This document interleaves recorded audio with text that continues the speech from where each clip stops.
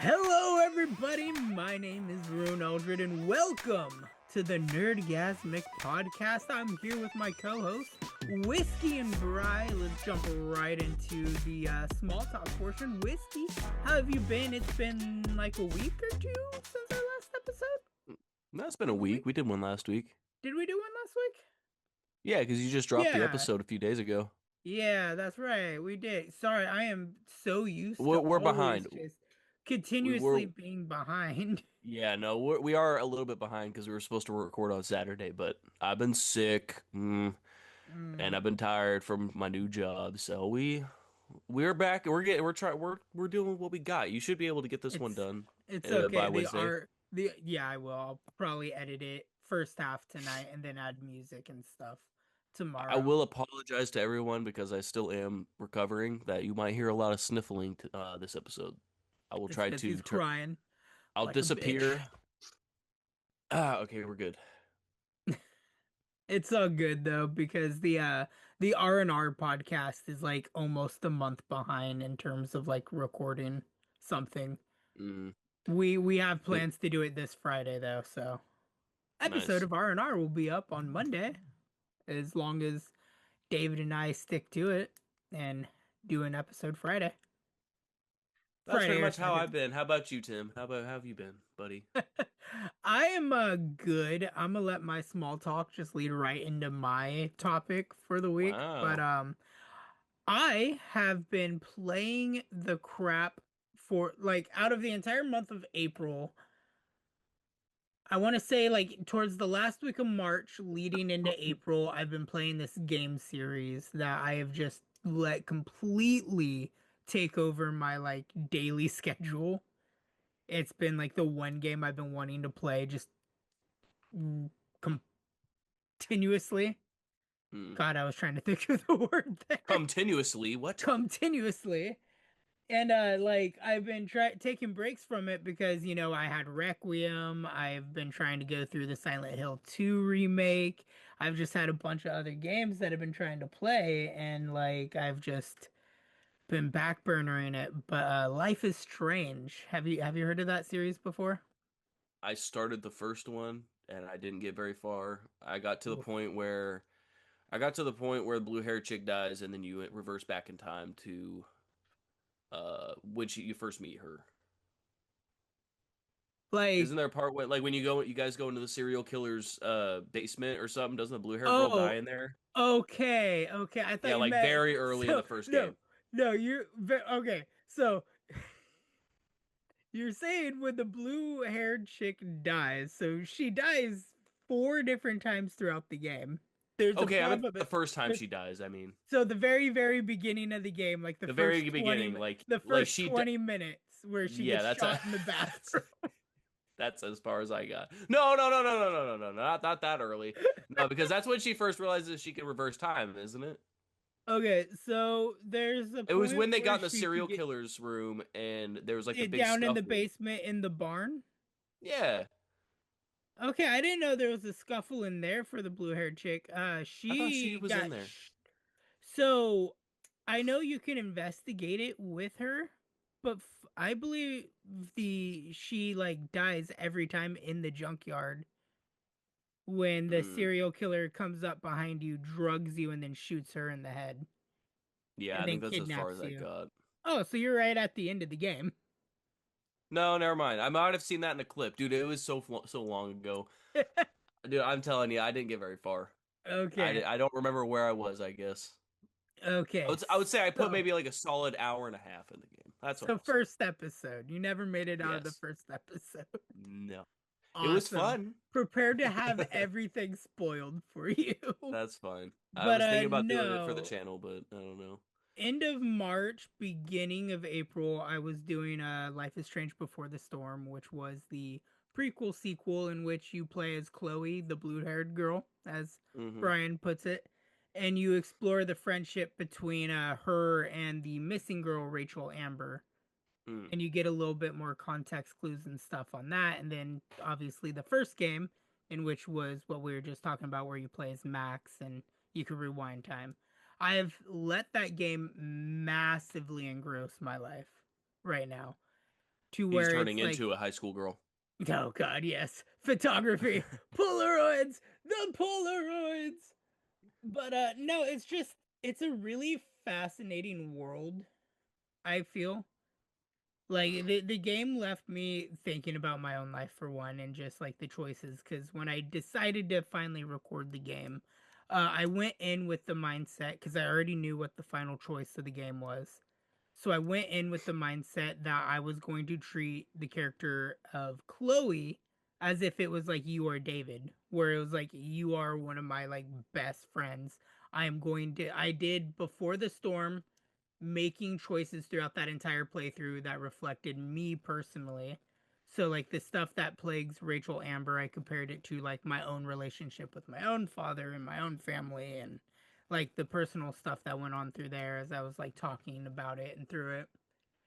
And when I got to the ending of the first game, I was like really not emotionally distraught. Like I wasn't like breaking down crying, even though like you could clearly see me crying in the video that'll be uploaded Like a sometime this baby. week.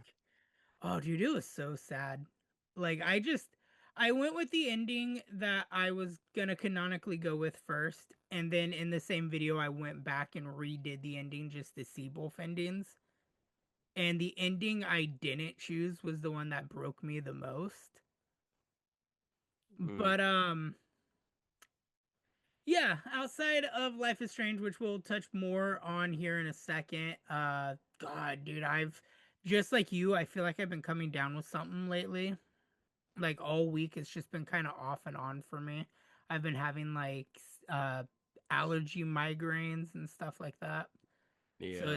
it's been really taxing my entire 'Tis the few season days. to feel like shit. I'm gonna die. Please kill me. Ta-da! But Yeah, no. Yeah.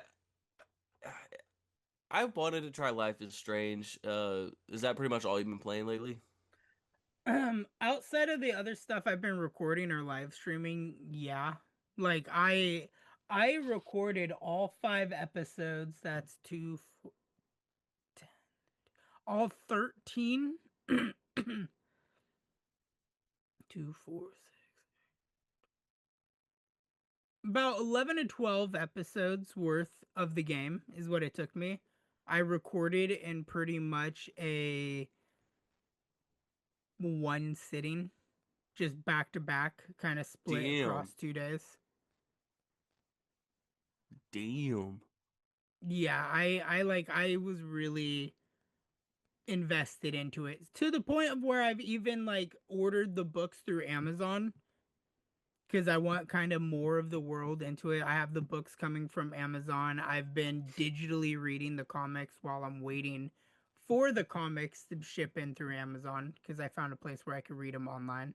But I'm also buying them because I want the physical shit. Right. Just trying to get as much of the world as I can, like absorbed into me, so that way I just know everything. Because I love it. It's the games tackle such dark topics, and they use the medium of superpowers to convey the messages. Because you didn't get to the part because it's in episode 2, but like there's a part where Max's powers like start failing her as you're dealing with one of your like closest friends that's committing suicide. So Oh it's like shit. you're rewinding time, but your powers are failing. So she's continuously like committing suicide as you're trying to reach her. And it's just there's so many undertones and just so much that's going on in the game if you're paying attention that it's like again, I went out and I bought the comic books. This is a game that's up there in the levels of like Halo and Gears of War with me just collecting all the media, like other media, Wow, that so says a that way I lot. could be Holy invested shit. in the world building that they do with it. But as my topic is, I wanted to talk about Life is Strange. Um I have it broken apart because I have notes in my phone because I wanted to organize thoughts, as you can see it Okay. kind of trying to peek through. Do you want to start? I have it separated in two categories. I have personal stakes and in-game discussion. Which one would you like to go with first? I like personal stakes. Okay. Get started off strong. Started off strong. All right. So this is a pure hypothetical conversation right now. And I want to put you in the mindset that I was in because again, as I said when I was playing this, I put like a lot of personal thought into the game. Right. So the superpowers, the game, every main character manifests a superpower. It's theorized that Rachel Amber in Before the Storm possessed aerokinesis, which is like the ability to manipulate wind.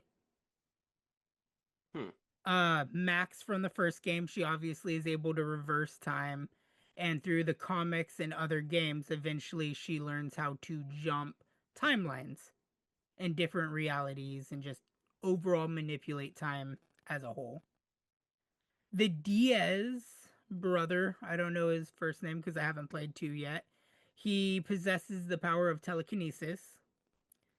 In True Colors, the main character is an empath, so she feels people's emotions. So she could kind of like Worst mind read. power. God. She can mind read how people actually feel. And Okay. then in Double Exposure, outside of Max's power, the other superpower that's in that game is the character Safi could shapeshift. Okay, I got a question. Yo, How do all these kids have superpowers? that's exactly where I was getting to. So in the world of Okay. Life is Strange, your powers manifest through trauma.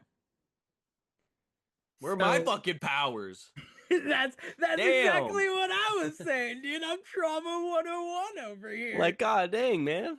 But I started thinking about it, and so everybody's powers manifest through a catalyst event. Max got hers when she saw Chloe get shot, and she was able to turn back time and get back time that she lost with Chloe through her being gone for 5 years and like avoiding and just not contacting and talking to Chloe. She was able to get that time back through rewinding time. The Diaz brother was able to develop telekinesis after he watched his dad get killed by a cop. I don't know the stuff for the other two, for Safi and Diamond, I think her name is, for the empath and shapeshifting. And Rachel Amber is theorized because again, it's never confirmed that she had powers. But when she sees her dad cheating on her mom with some mystery woman, she like has a flip out with Chloe and she kicks a trash can over and a little tiny flame like erupts from a fire that was happening when she burned a picture. And when she screams, you see this gust of wind just come out of nowhere and light the entire forest on fire. And Damn. throughout the game, throughout Before the Storm, as she's like angry trying to figure out who the mystery woman is that her dad's cheating on with, like every time she gets angry, the fire's like burning more. And throughout all the people you can interact with in town, they will continuously talk about how this fire is so bizarre because it doesn't follow any traditional patterns of like movement, or it's not following the wind. It's just rampaging at random points. Hmm. And then later on mid game where Rachel Amber gets stabbed and she like gets hospitalized, the fire just stops. Like immediately after being stabbed. So it's theorized she has powers. I go with the idea that she has aerokinesis because I like the idea of just all these traumatized kids having superpowers. I think it makes an interesting way to deal with trauma. But I am curious, Brian, what your traumatic event would be and what power you think you would manifest through your trauma.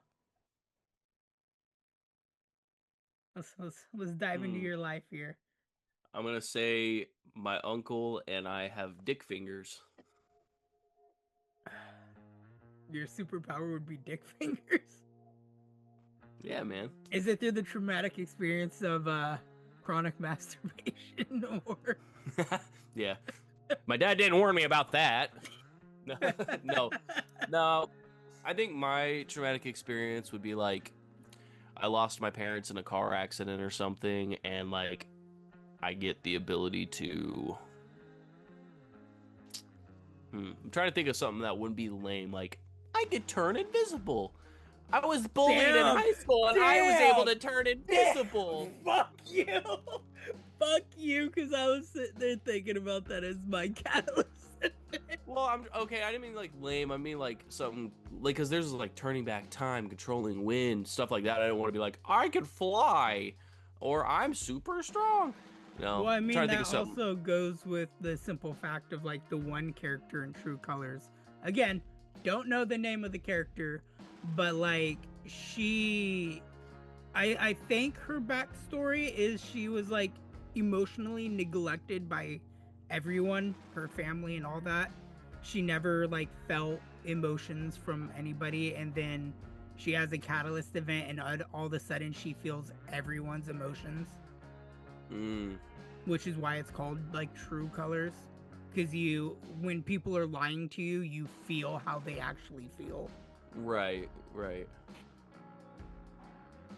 Huh. Well, then in that case, the being bullied and being able to turn invisible would kind of be a pretty rad one. I love the fact that even though you shitted on it in the very beginning, we both kind of had the same idea. Because again, like from kindergarten all the way up to about 7th grade, dude, I was hardcore bullied in school. So it's like Mm, I've always felt invisible to just pretty much everybody outside of my certain little clique of people. So I felt like invisibility was really the power, because I can't think of other stuff when I look at the trauma of my life, and you know a lot of the trauma of my life. mm-hmm. Invisibility just kind of fits with not being seen. Especially in the theme of Life is Strange, I feel like that would be a good one. I think so too. Now, here comes the fun part. Since we both Oh, kind of agreed on the same thing, is it just not going to?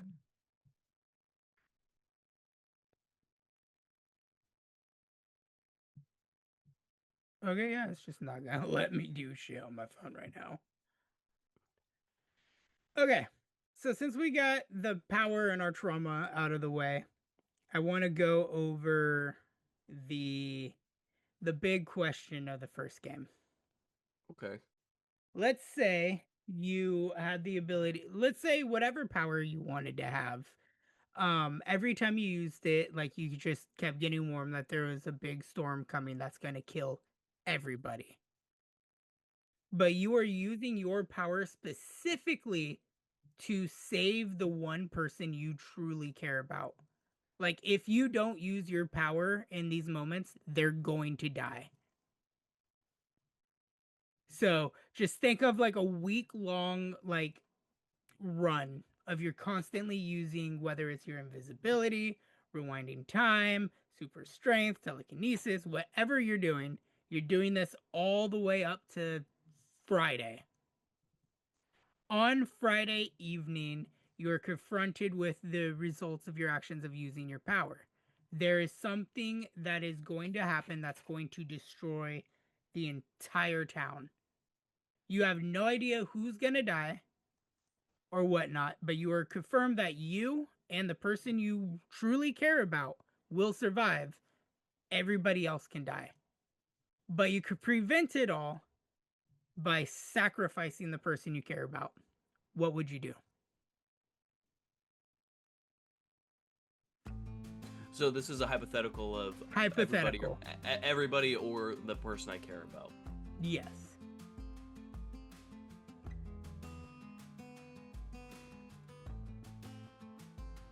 That's so hard because it's like if you're in that moment, you could say what you're gonna do now, but when you're in that moment, what would you do? Because I could say now, I would sacrifice my wife or my kids, but knowing me, I probably won't in that moment. Honestly, I love how you're just like, yeah, I can sacrifice my wife or kids, save the entire town. I'll be a hero. You know, with great power comes great responsibility. Yeah, but then when it's in that moment, it's like, damn, I was too late. Damn. Okay, let me put it this way: would you sacrifice the people you truly care about, or sacrifice Red Bluff? I would sacrifice Red Bluff in a fucking heartbeat. I know. Talking that's about? how I pictured it too. I was like, dude, fuck this town. Fuck all these What's there? I mean, come on. But no, it's like, it's a town that you're morally invested in. Like, you have roots here, you have people you love and care about that are going to die, like your family and everybody. Well, again, you don't know who's all going to die. People can survive and live from it, but most everybody will die. Like, maybe a solid 5% of the town's population will live. You know what I think would be a cool concept, especially with our idea of going invisible?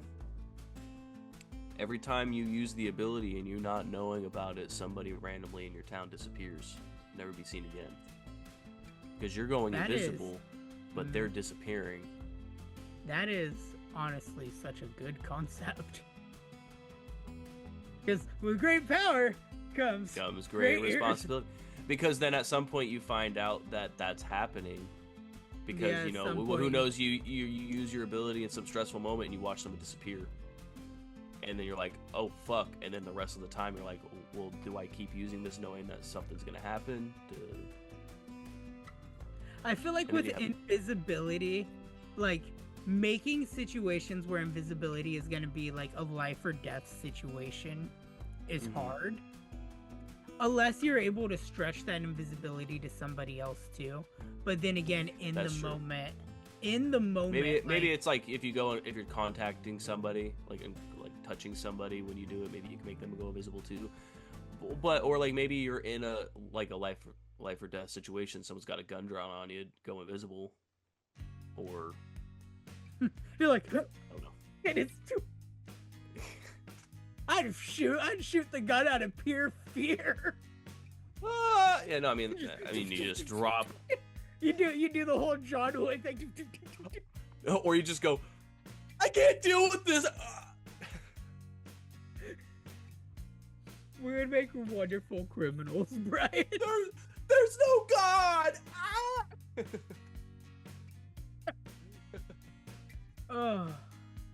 Well, that is the choice you got to make at the end of the game, by the way.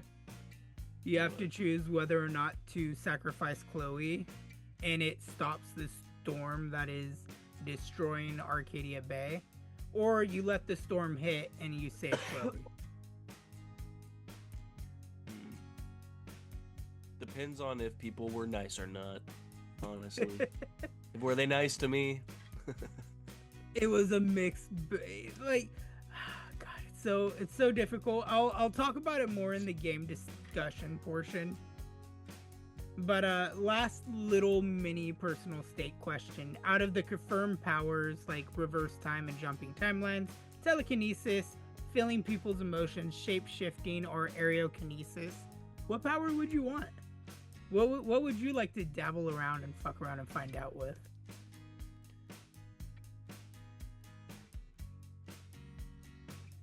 Because the entire time telekinesis or reversing time, but I feel like knowing myself, you remember the last episode before they rebooted Futurama, but the last episode of Futurama? Yeah, where time freezes and then Fry's continuously falling off the building because he pushed the button that sends him back 10 seconds too late. Yeah. And so he's just continuously falling because every time he pushes the button before he hits the ground, he's still falling. I know I would be in that situation. I would be, because in the game it's not infinite of how long she can reverse time. No, and it shows throughout the game that like the longer she rewinds that time, the more it takes a toll on her body. Like, she's literally destroying herself rewinding time. She does it so like when in episode 2, when the friend's trying to commit suicide, like, you get there as she's jumping. She like jumps off the top of the school building, and you start rewinding time like right before she hits the ground.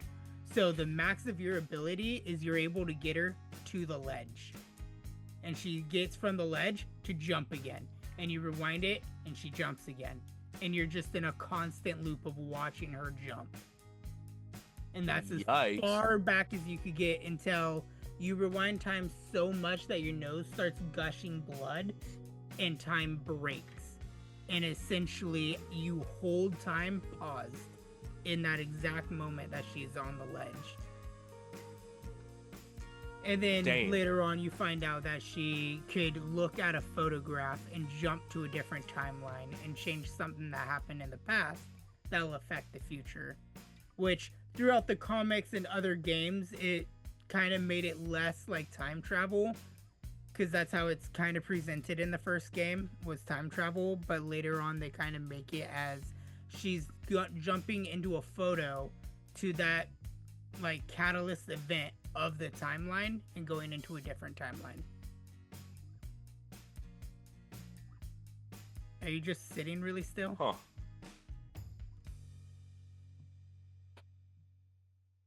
Move? Oh god. I don't know if you're losing internet or I am. Are you there? There we go. There we go. We're back. We're back. I got scared there.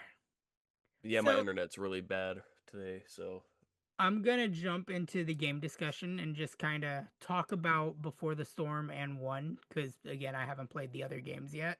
But just the first 2 games in the series alone have had me so captivated that I've just been like, fuck. Like, I want to discuss this with somebody. So, you know from what little you played that there was a missing girl, right? You could see her missing pictures everywhere. Her name was Rachel Amber. Again, as I stated in, sorry, somebody keeps sending messages. Oh my god, Glenn, I swear to god, I'm gonna cut your fucking fingers off.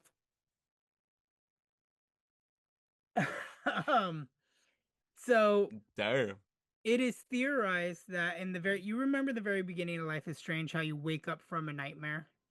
Like she's having the nightmare of the storm. She's having the nightmare of the storm, but there's that doe that she sees. She sees a doe that like leads her to the lighthouse.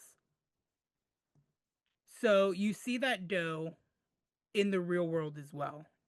But when you take a photograph of it, when you look back at the photograph, it's not there. So it's confirmed that that doe is Rachel Amber's spirit. I can't tell if you're here or not. Your thing froze up on you again. Okay.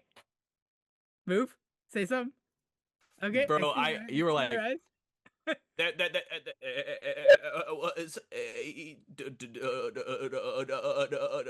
that's all I heard. Okay. And it's a spirit of Rachel. So it's confirmed that the doe is the spirit of Rachel Amber, which leads Max to the lighthouse to see the storm, which it's also confirmed that the blue butterfly is Chloe. That's like Chloe's spirit animal. Mm-hmm. So with the doe, everybody says that the storm that hits Arcadia Bay is Rachel Amber's spirit enacting revenge on the town. Because again, with the aerokinesis, it's a giant windstorm that goes through and it just tears apart the city. Which would make sense. Like after hearing the theory about it, it makes a lot of sense, especially when you're playing through. I also feel like Rachel and Chloe both give Max her powers. Rachel gives her the vision beforehand to warn her about the storm, which caused her to freak out and see the butterfly in the bathroom, where Chloe canonically gets killed in every timeline. So in every timeline, Chloe is supposed to get shot and killed in that bathroom. So there's one timeline where she doesn't die, but something else happens. I'll get there.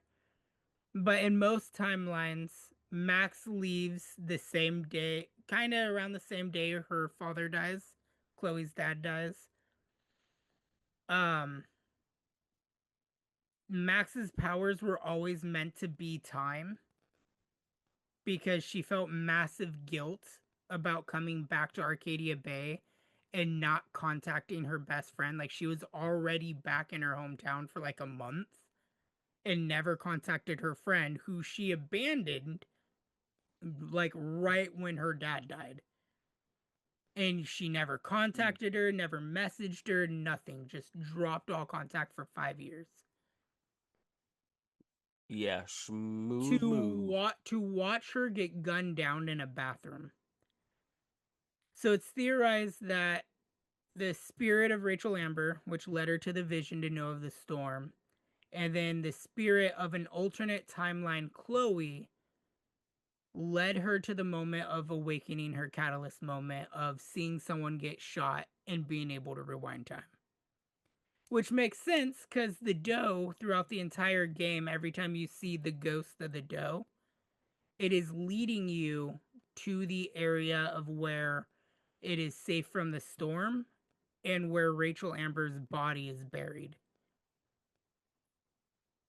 And then same thing as for the butterfly, it you see it at the very beginning of the game where it symbolizes where Chloe is going to die. And depending on the ending you do, you will see it again on top of Chloe's casket. So, in theory, does that mean Chloe is meant to be dead? Like, in your opinion, do you think she is supposed to die? Because if she lives, the storm comes. But the storm is yet also theorized to be Rachel Amber enacting revenge for her murder. Because again, she was abused and just murdered and then buried. Yeah, because I mean, if ever in every timeline Chloe dies, that makes sense that the storm's gonna come. But Because you Chloe and say Rachel were best friends too. And the same right. people that kill Rachel are the ones that kill Chloe. Which also, like, hearing this theory helped me pick my ending of letting Arcadia Bay get destroyed and letting Chloe live. Because again, like, Chloe at the age of 13 loses her father in a car accident, becomes the rebellious teen that she is because she doesn't know how to process the grief. She also has kind of like a bipolar disorder because her moods just flip.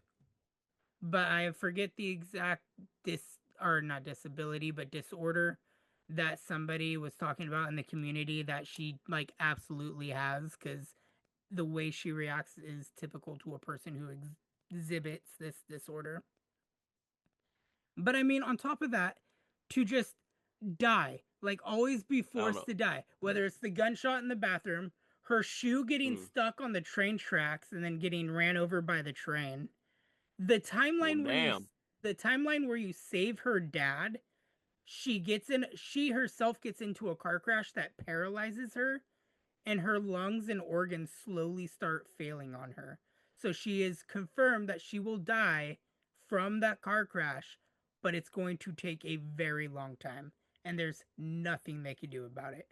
She's completely paralyzed and has to be hooked up to a machine to breathe, which is essentially death in of itself because that's Yeah. definitely not live. I depending on the way you look at it, it's not living, but I mean you're still alive. I But mean, then if you're stuck in an iron lung, how much quality you got there? I mean, it depends on the person how in the you gonna lung. play video games? I mean, It's like one of those little eye chart things where it tracks your eye movement, you they know? got the mouth things like you see dudes in wheelchair. They're like, Yeah, she has one of those that she uses for the internet. You could see it in the game. oh, okay. But like even in that timeline, like before you leave that timeline and go back to the main timeline, she asks you to kill her. She's like, if you're really my friend, you will kill me. Just shoot the whole thing of morphine into my IV bag. I won't feel a thing. I'll just fall asleep and not wake up. So you kill her in that timeline. Jefferson shoots her once you find Rachel Amber. And then even like through everything, when you finally make it to the end of the game and you've saved her from all possible deaths, she herself looks at you and goes, "This is happening because you let me live. If I die, you never get your powers. This never happens. Just let me die."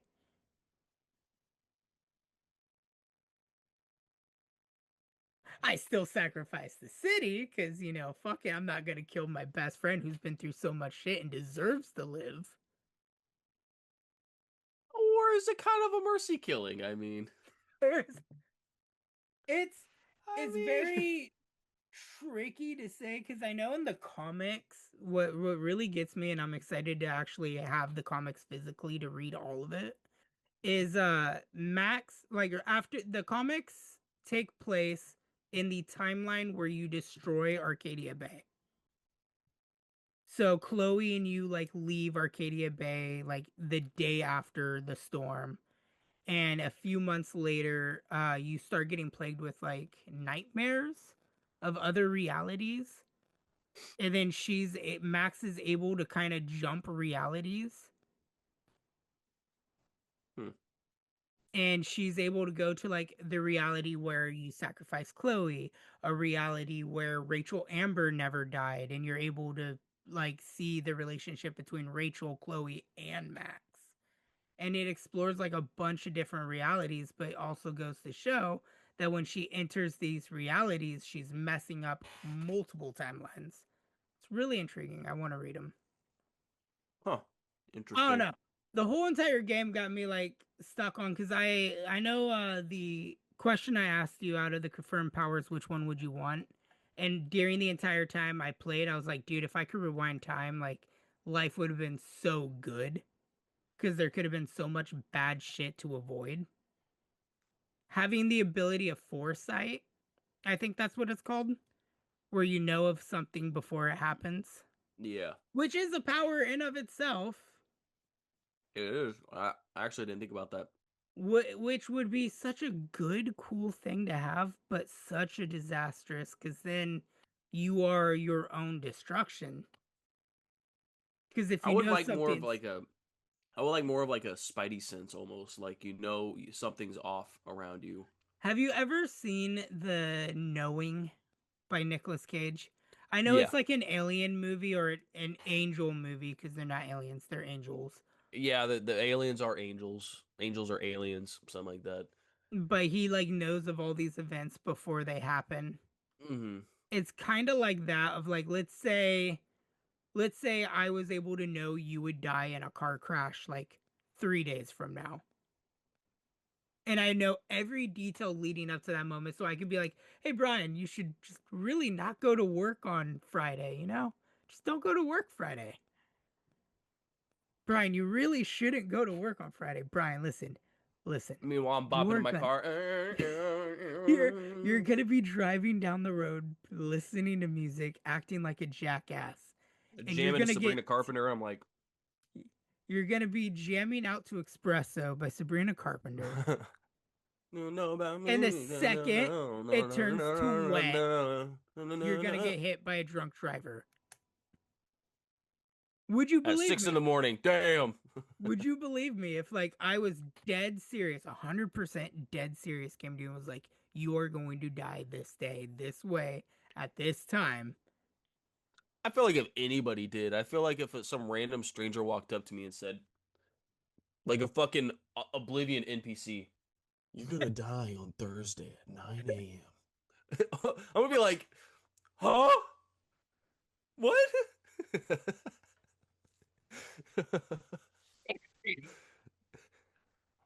That fucking got me a little bit there.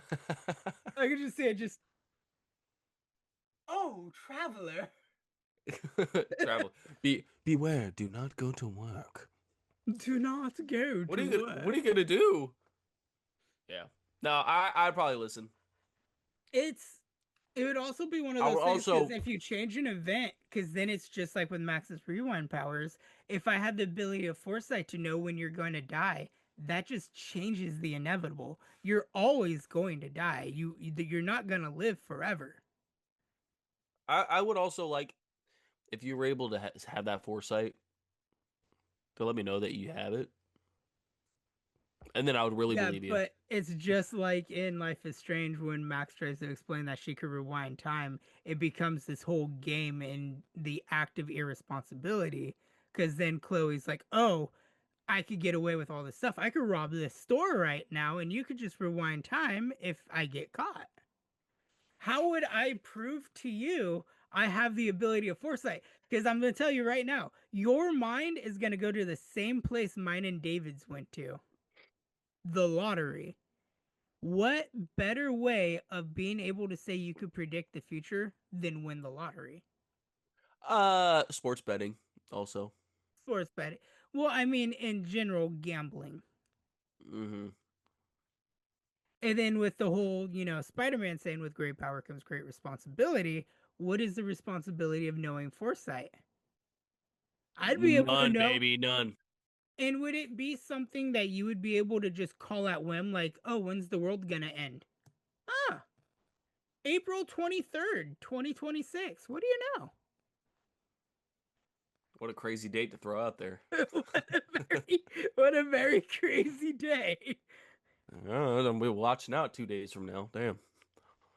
So is that Now, would I that be mean, Wednesday or would that be Thursday? That'd be Thursday, right? The day after this podcast Thursday. comes out. All right. Yeah. You heard it here first, folks, that the world ends on Thursday. I predicted The it on rapture's Wednesday. happening on Thursday, baby. Woo! No. No, okay. Yeah, no, you're right. The thing is, yeah, you're probably not gonna be able to control it. You probably just have like some random vision that it probably is not gonna work in like some minimal things like gambling. It's probably gonna be some major event where a lot of people are gonna be affected in a way. I think if we're sticking with the sense of existing within the world of Life is Strange, it would work in the same way that Max's vision does, where it's like you're in a dream state and you're seeing an event happen with no context, and then you just wake up. So, like, let's say I were to go to sleep and I just see you driving, being like, ooh, it's that me espresso. I just wake up, cold sweats, like, did I just watch Brian get mauled to death by a semi truck? Listening to Sabrina Carpenter? That I might, bitch. No. I might have foresight. I swear to God, I'll tell you this right now. I had a dream before we ever even had Dominic that I had a little blonde girl daughter that was like running around my house and I was playing hide and go seek with her and I found her in the closet hiding from me and it was a happy dream and the layout of the house, this was when we lived in California before we had Dominic. The layout of the house and the room that she was hiding in the closet is her room in the house that we live in currently. Oh, And I remember it. I think everybody at some point in their life experiences a deja vu dream. I have them very rapidly. Like, I've had dreams of working at the job I'm at now before I Hmm. ever got the job I had now. No But then idea again, what this place looks like, but have straight up dreams of stuff that has happened at my job. well, that's crazy, dude. Because like I've seriously, had I full think about I conversations with people that have came true. I've had like walking around town and like stuff happening in town that's came true. I've had shit that's happened with David. I got David tripped out one time because we were having a conversation and it wasn't like a conversation like kind of me and you have now where you could kind of guesstimate what the other person's going to say next or mhm. on a general topic. It was literally just one day he came to me and was talking about something completely random and I finished his sentence for him Yeah, you have because ADHD. I had ADHD. I was like, okay, I do this that is the shit. conversation. Let's get this over with. I do that with my boss actually. But it's Finishing like his I had sentences. no idea about the topic beforehand, but I Right, knew right. exactly what he was going to say. Hmm. God, I almost like the power of foresight way much better than invisibility. I like the concept of like going invisible, somebody else disappears. Because I Just mean, like as a payment for using your abilities. again, great power comes great responsibility. That's perfect and all. And the same thing could work with the foresight. The negative effect is when you use your foresight, some random person gains amnesia. They forget. Yeah, they just forget God, everything about their life. that'd be so horrible. You're Would just that like be worse? Would it be worse to just disappear outright or just have your memory just wiped from you? see Because in a that's sense, you did disappear. that's Whoa! a good Whoa! that's such a good question Whoa! because that's like quite literally fuck because if you look at it from the perspective of like let's say you choose your power to be invisibility or you don't choose your power, the power that chose you was invisibility, and let's be very truthful, if we found out we had a superpower we would be using it very irresponsibly at first, seeing how it works, how we could do it, how often we could do it. So think about that it's like as you're, let's say in one session of trying to figure out your powers, you go invisible 13 times. That'd Hmm. be 13 people, not directly within your direct vicinity, but within your town go missing. Because imagine this, like a dad sitting there at McDonald's eating lunch with his kid or something, and all of a sudden the either the kid or the dad just gone, random person just, and then the other person having to deal with that. Like, what? Where did you go? What happened? And then, like, let's say with just foresight, you glimpse into the future, but somebody forgets their memory, or everybody forgets that person. Oh, and the person is gonna end up looking crazy because they're gonna be running around like, "What are you talking about? We were just talking yesterday." What do you I don't mean, know what who am I you are. doing in your bed? You're my wife. Oh no. Oh. But it's like, because obviously in the theme of the games, they get these powers to deal with the actual dramatic themes and situations that are happening in the world. Again, Max gets the power of rewind time because she's trying to solve the murder case, but one of the real world dark themes and situations is Kate Marsh Mm. tries to commit suicide, and depending, your powers lead you up to the moment to talk to her, but your powers have nothing to do with whether or not she lives or dies. Like it is an entire. It's one thing I really love about the game is when you use your powers to get to the roof, and you finally are able to get up to her, and right before she jumps, you like stop her and you yell her name, and she like stops the jump and looks back. Like, how the hell did you get up here? Like I was alone a second ago. How are you up here? Mm. You don't get to rewind time from that moment. You have exhausted your powers to the point where the only way you could talk her off that ledge is if you in game built a relationship with that character and picked the right things to say. And it's the same thing with not really the same thing with, because you get drugged and you don't have the ability to rewind time and Chloe gets shot and then you get kidnapped, but then you find a photograph, you're able to jump backwards in time, so I won't use that as an example. But in most of the real world situations that you're dealing with like the bullying and stuff like that, you're not using your power to overcome that situation. You have to get through that situation, and then your ability is a vehicle that you use to maneuver the world around it. So you could, like, for instance, there's a scene where you need to get into your dormitory and you have to move your bully out of the way, the girl that's been bullying you and everything, and you could either position her to where paint will fall on her like $500 cardigan, or you can move her to where she's safe from the paint fall. It's the same thing with, you could take a picture of her covered in paint and use it to bully her, or you could just let it go and be like, sorry, paint got on you, and leave. Hmm.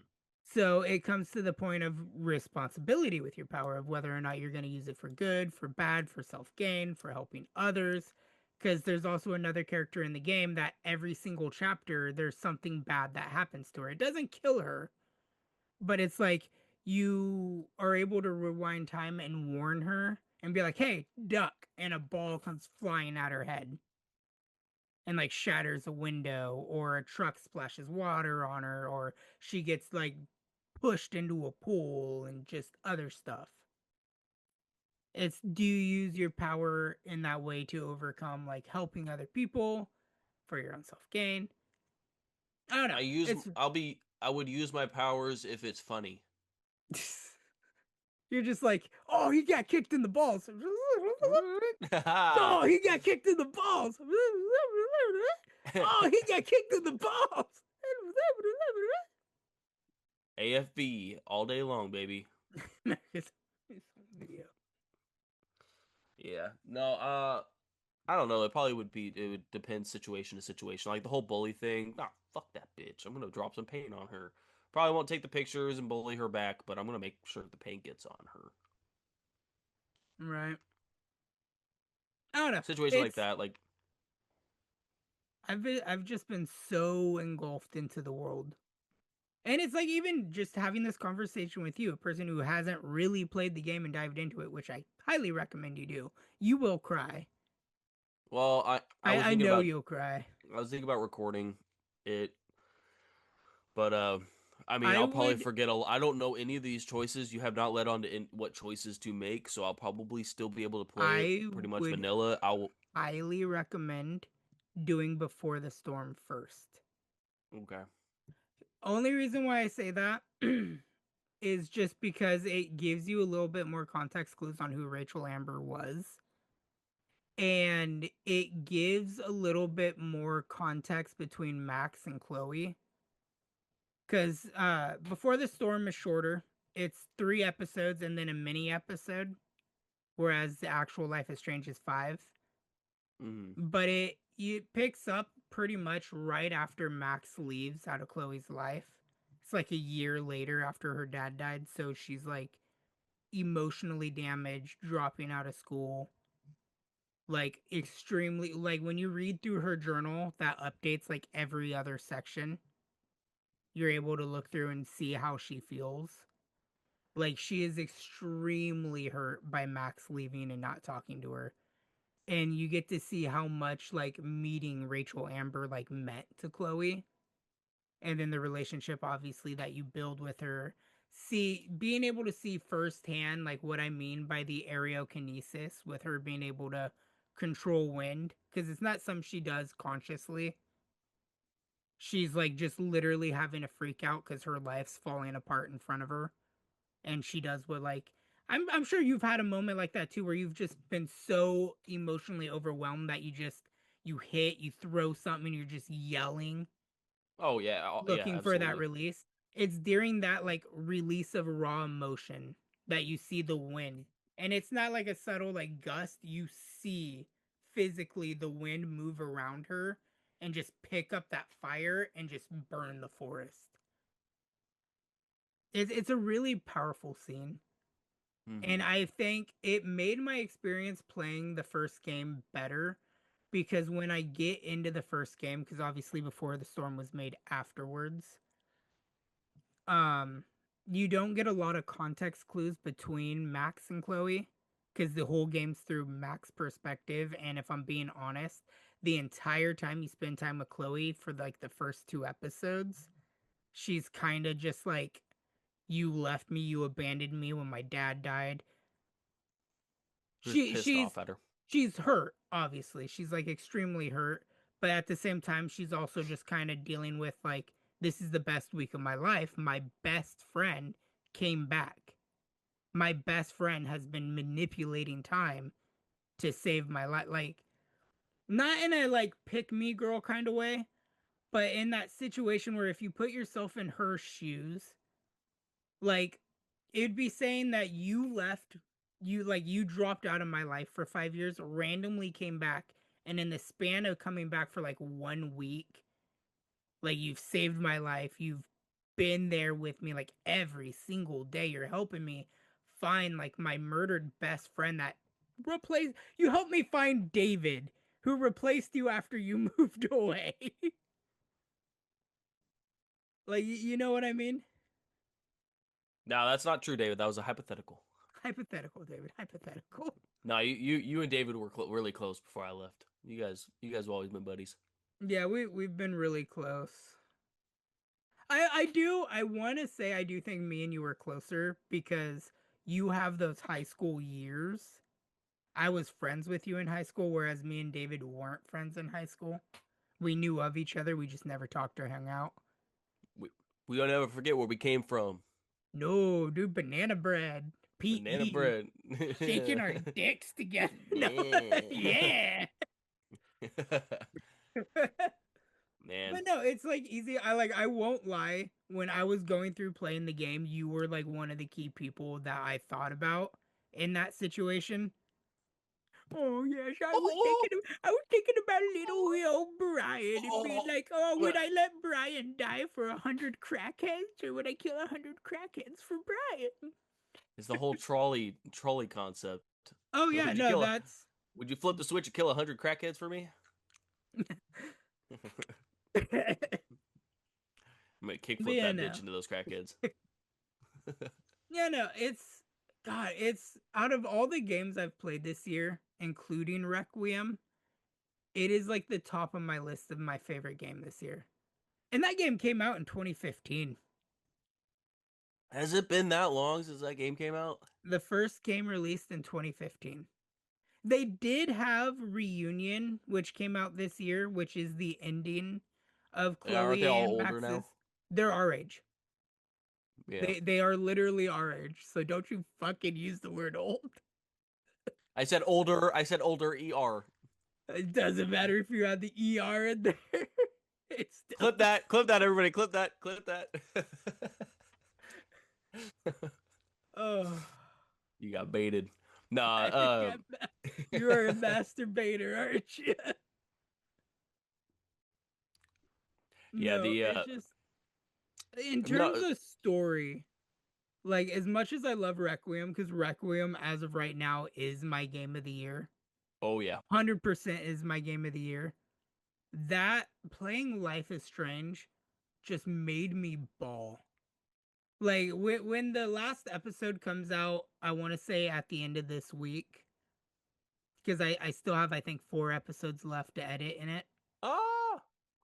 Bro, I'm not even gonna lie. I thought you were bleeding from your mouth. I was like, what the fuck is I going just on? But no, like no. It's a Jolly Rancher. I've been playing around with a Jolly Rancher. Requiem, I love the story of Requiem. I almost cried. Like I didn't cry because I knew it wasn't the canon ending, and then just going through RPD, I was more nostalgic than anything. Right. Literally the whole sequence with Kate Marsh, with her being bullied up to the top. I was sitting there and I was thinking about like the times I got bullied and like the times I felt personally on that ledge. Right.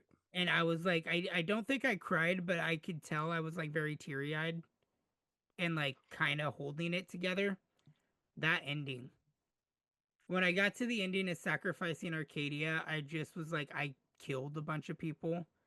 But doing the ending where I like killed Chloe and like them having their emotional goodbye, and then you have to sit there and watch like Max rewind time to the start of the game, and she burns the photograph so she can't go back and change her like mind, and she just sits down and she's like being as quiet as she can, sobbing, listening to the confrontation, and then just listening to her friend get shot, and she can't even go over and do anything to help her because the guy that shot her is staying in the bathroom.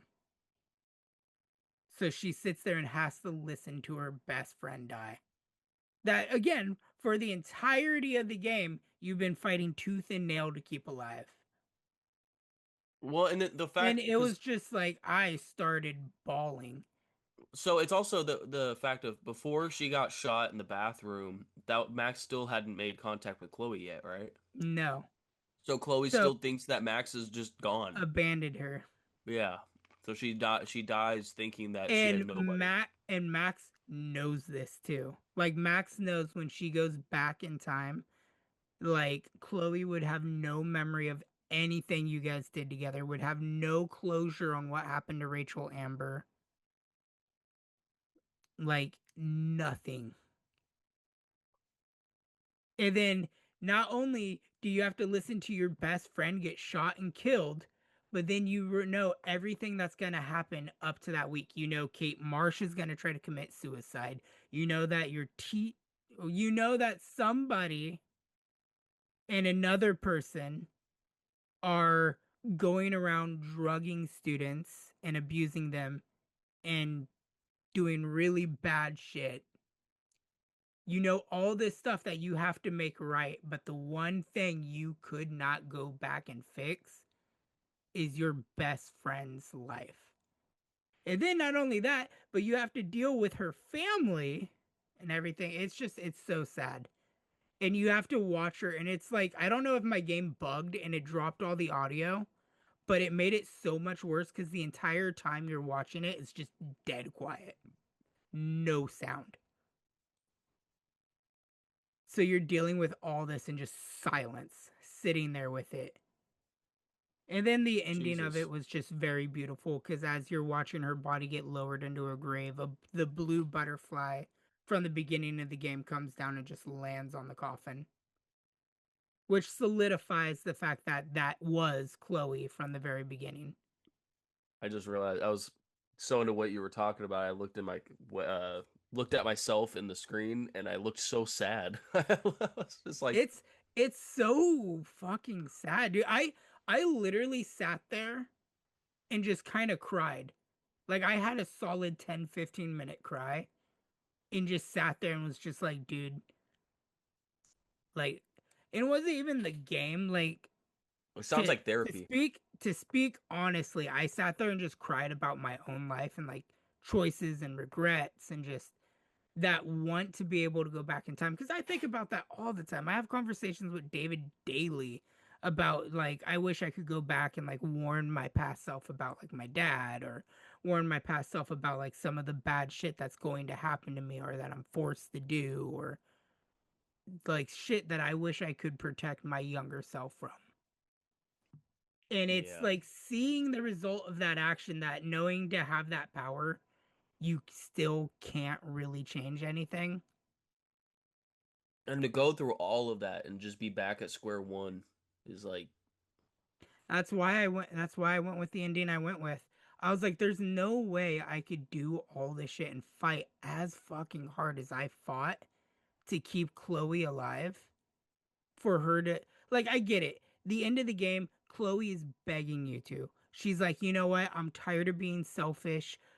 I understand what's happening. I am so grateful to have this week with you. I'm so happy my best friend finally came back. She's like, I feel loved. I feel everything. I was wrong. I was selfish. Like, let me die to save everybody. No, these people don't deserve to die, so that way I could be here. And it's so gut wrenching. And depending on the relationship you have with Chloe, it makes it even worse. Because, like, my ending, I made Chloe and Max a couple. I did. I was like, he well, shipped them. He shipped them. Well, you find out in Before the Storm that Chloe is bisexual, Hmm. and you kind of get through context clues like with the farewell like mini episode, which takes place the day her dad dies. It's Max and her's last day ever hanging out. And then just throughout the first game, you get context clues that Chloe has always had a crush on Max. So I was just like, you know what? I was like, that's the perfect story. Like they're together. Not to quote the actual game itself, but you know, Chloe and Max forever, even when they're not together. Can we pretend that airplanes in Planes the in the night night sky are sky like like shooting shooting stars? stars. Can we It's use the such a wish right it's now? it's such a beautiful game, dude. Like I literally beat it, and I am contemplating on doing it again on the group channel. I just beat this fucking game, and I'm debating on playing it again for the group channel just to do different options. Wait, so you said with the reunion, Chloe's alive, right? So, do you want me to spoil the other games for you? No, you already spoiled the first one enough. Okay. I mean, You convinced me I want to play them. they're so good. Like, don't get me wrong, I don't know everything. I literally know Before the Storm, the first game, and I know a little bit of the comic books that are said to be non-canon, but the games pull a lot from them, like timeline jumping. Right. I look at it because Don't Nod Entertainment and Deck 9 Games have even stated that there is no canon ending. Every ending is canon.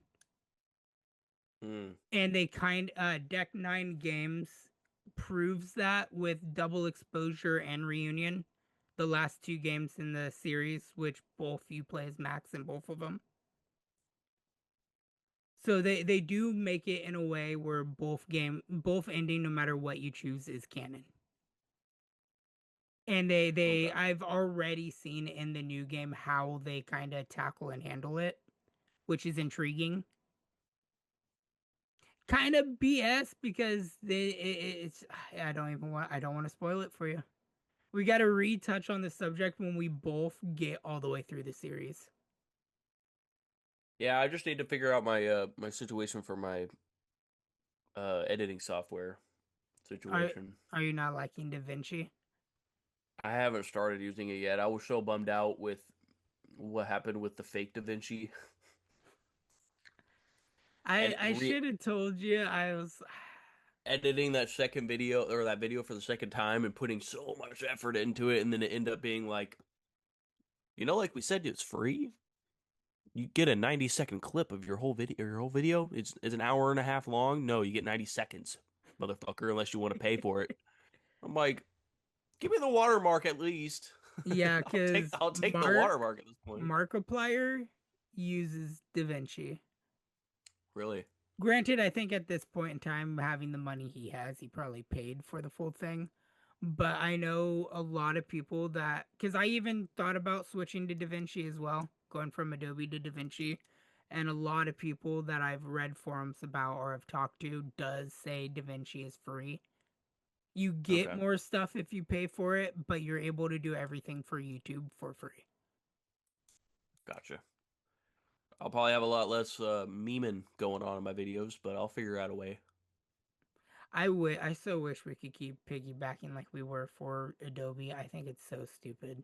I don't know what It you're it, talking le- about. We were it gives me three different devices that I could have. It's because we live in different parts of the country. We don't have the same IP. Whatever. It's the I whole same think thing with like Netflix. I think having to pay if I'm paying $70 for my own membership of Adobe, then I think at most to pay for a second user would be 140. But no, they're gonna if I want to have multiple users, I have to pay $100 a person for the same exact membership I have to have Yeah, one at that extra point, you person. might as well just give me $70 and I'll fucking pay for my own. Well, that's the thing too, is I don't think it would be $70 for you. I think if you were to look at Adobe right now to see how much it would cost for you, it'd be around 50 or $60 for the membership I have. Yeah, and I can't do that a week. I just got a new car. Yeah. Damn. Well, That's all anything good. you want to Oh, talk about, or was this whole like this was a Timothy heavy episode. This was a Ryunn hour? Eldred episode. Was this hour worth of talk I all mean, just Life is I'll Strange? say what I'm playing right now, Mass Effect. I love Mass Effect. I'm That's playing through another the game first. world. I'm playing That's through a, the first Mass Effect for the fifth time now. the way you should. Yeah, I always do this. I start playing Mass like I started on my Xbox on the legend with the legendary uh collection. Well, I already played through Mass Effect twice on the original version, and then I got the legendary version through Game Pass. Played through the first game, started the second one. Didn't like what because for some reason I was playing as female shepherd and she had as pale a skin as I can give her. Something happened between the first and second one when I transferred the character over. Her skin was like transparent and it was glowing. I'm like, oh my god, she looks like a fucking ghost. And so I like, Well, I I mean, she can't. does die at the beginning of the fucking game. She does, but I'm like, damn, it's like hard to see, hard to look at the screen when she was on it. But It's like that spot on my head right yes, there. it was like that. And so I stopped playing, and then I started playing my PC. I played through as a male shepherd again, and or that time, and I got to the second one, got a little bit into it, stopped playing it because I stopped paying for Game Pass, and now I'm paying for because the game is still $80. The game is $80 on my PlayStation. Well worth the price. It is. So what I'm doing because it's on EA Plus, I'm paying. I'm gonna beat all three games in a month and only pay like $7 to play it. Yeah, but then you got to go through for a second run through because you got 100% each game too. You know what I'm saying? No, I'm 100%ing it my first run. I just Physically gotta impossible. I just gotta find the damn keepers, man. Well, physically impossible. No, I think the second and third game, you could 100% one. No, because I think the third game also has you use different abilities, which means you have to switch between two different classes. Because I know the first game you have to do it at the very least two different playthroughs to 100% the achievements.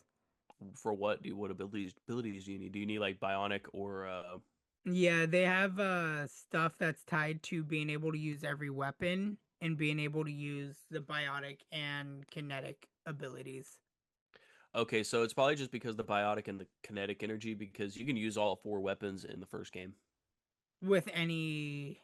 With any class. I'm playing as a vanguard and I can use a sniper and an assault rifle. Are you adequate with it though? Yeah, I was one shotting dudes with the sniper Well, yeah, it's been a as a long time since vanguard. I played. Now I want to play Mass Effect, dude. I paused midway through my YouTube Let's Play because I was working through the fucking. There we go. I was working through the Hell book. yeah. I okay, so the first Mass okay, I guess this will be my topic. We're gonna talk about Mass Effect now. Awesome. So Just know we're already at an hour. it won't be very long. I was just gonna talk about how the first Just game like Mass Effect game you, I not played. very long. No, not at all. You know, you've seen it. Yeah, Anyway, the Mass Jeff Effect 3 was Jansen. the Wait, Mass Effect 3 was the first Mass Effect game I played. Two for me. I never play the Mass Effect 2 is the only one I haven't beaten, and everyone says it's the best one. I have played and beaten the first Mass Effect 8 times. Excuse me. I have played and beaten the second one 3 times. And I've beaten the third one time. And I've beaten Andromeda 0 times. Yeah, I haven't even touched Andromeda. I loved No, Andromeda. I put it down and then it updated and then I just never went back to it. well, like It got buried. I was trying to explain this because the reason I literally started playing Mass Effect again today, um, because someone that I know is playing through the trilogy for their first time right now, and they're in the second game, and they're like, I'm kind of worried because I know from everything I heard about the third one. I'm like, dude, the third game is good. It's just the ending everybody complains about. I don't even think it's that terrible. You know what's It's the great too? Is what? they're actually deciding a canon ending for the third game. Oh, really? Well, the new Mass Effect 4, is going to continue Shepard's story. So he didn't die when the So conduit died or exploded? out of all the endings, there is one ending in which at the very end, post credits, it shows like his it's like a picture where you see like a bunch of rubble and you can see like the N7 armor sticking out, and then it's like a 3-second clip and all you hear is and you see the chest lift, like the plate lift up like he's breathing, and then the game ends. Oh, I've never seen that. Yes, you have to choose the renegade ending. Renegade. So it's really it's intriguing because no matter what type of shepherd you pick, the only way that it shows shepherd live is if you choose the renegade ending, which I think is the red path. All I When know it is I when shot it the gives kid. you I shot the kid. That's what I did. beautiful. I was so confused at the end. I'm like, I don't know what Oh to no, do I as a kid. was the first time I played too because I I was was like, what do I do? I was like, yeah, and I'm up here. I don't know what to I just do. pulled the gun out. I was like, "Fuck you, kid!" I thought it was not nothing was gonna happen, and I shot the kid, and then And he I was don't like, even remember what really, motherfucker? I don't even remember what ending that was. He punishes you, and then like nothing, you can't do anything. He disables the crucible, and you're forced to Yeah, watch the Reaper invasion. yeah, I think that's what happened. Yeah, because then you see like primitive people looking at the stars of like, what's out there? Yeah.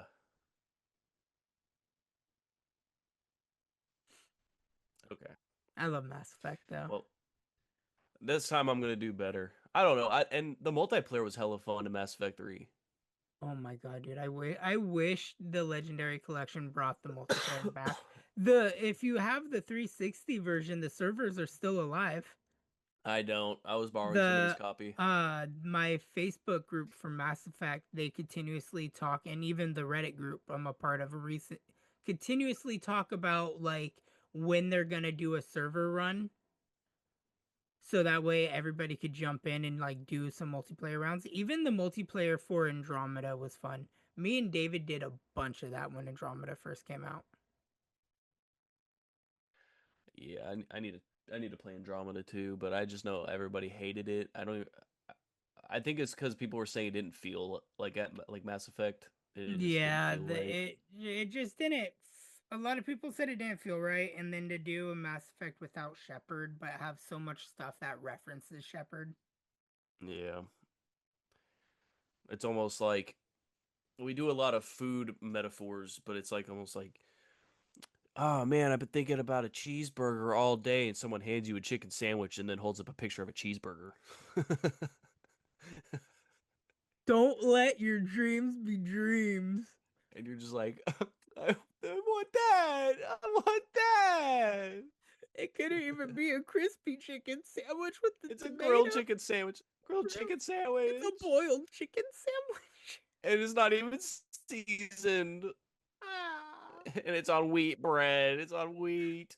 there's no condiments. And one leaf of lettuce. But it's lettuce that's been sitting in the bag for like 2-3 weeks. Yeah, so it's like mushy. On that note, I think we are going Yeah, to I think we're end the done. podcast. I think we're at that delusional point. Yeah, I'm tired. It's almost. Sorry to just completely commandeer the entire podcast and talk about Life is Strange and where my thoughts went with it, but hopefully when we actually both play through the series, we could come back and have a more educated podcast about Life is Strange, because again, such a good game. For all those people listening on any of your podcast streaming services, I recommend giving it a try. One of the best narrative stories I've ever played.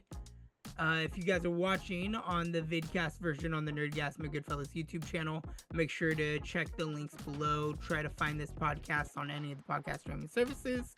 Follow the podcast where you can see me and WhiskeyNBri try to come together every week to do an episode of random topics. Let us know what you guys would like us to talk about. If you're watching this and have made it this far, what games do you think have the best narrative story? What do you think about Life is Strange? Like, let us know in the comments down below, so that way we have something. We will take to suggestions. Discuss. Yeah, let us know. Like this little chump down here who didn't come with a podcast idea. That would have been perfect for him. You guys could have saved the day. You guys could have helped him be a more productive member of Help this society. me! Help me! If you guys are watching the vidcast version, make sure to click the in-screen annotations to be taken to other projects that WhiskeyNBri and I have worked on together, as well as the bottom right in-screen annotation will take you to his YouTube channel. We'll see you guys in the next podcast. Toodaloo, everybody.